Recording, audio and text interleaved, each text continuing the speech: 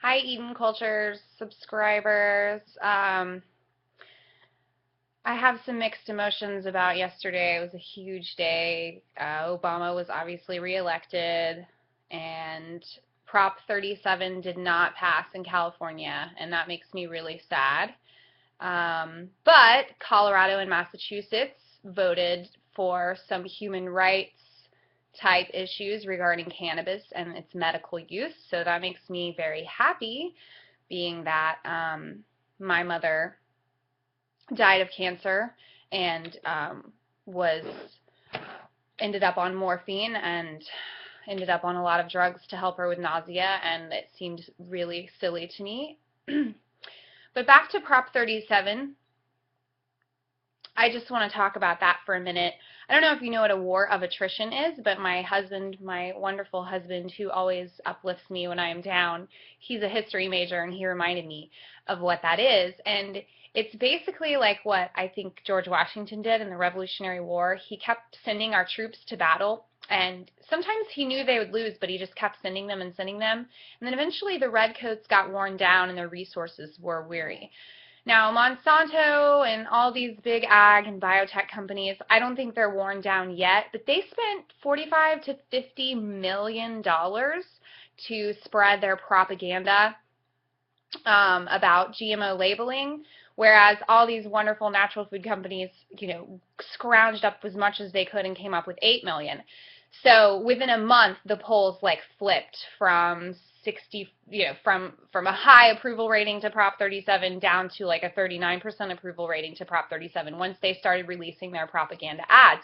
I've even heard from Mike Adams on Natural News, his newsletter, that they even sent out fraudulent letters with the FDA seal on them saying that the FDA said blah, blah, blah about GMOs. I mean, this is just complete Gestapo tactics here.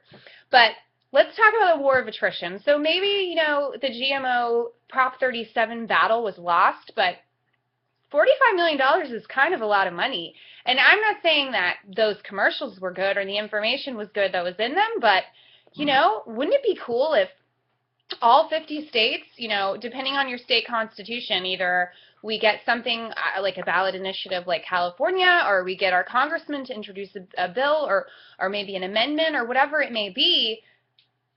Think of how much money these people, corporate people, would have to put into more propaganda. I mean, let's just win the war of attrition. Let's just keep going with this and let them blow their cheese, their rBST infested, pustulized cheese, until, they're outstripped. Just a thought. And, keep your head up, and remember, you can look at my video, How Do You Know It's GMO, or you can go to responsibletechnology.org and learn how to avoid GMOs, because our money is what matters. You can hear my dog's chewing on her bone right now, but money is what matters. So we can let them keep blowing their money, and eventually, whether they're spending it on propaganda or what, it's going to raise awareness. It really is. Let them keep blowing their money, and you just keep putting your money where your mouth is and where your heart is. Like, maybe you don't even know if GMOs are dangerous 100%. I don't know 100% that they're dangerous, but I'm not willing to take that risk. You know what I mean? I mean, come on.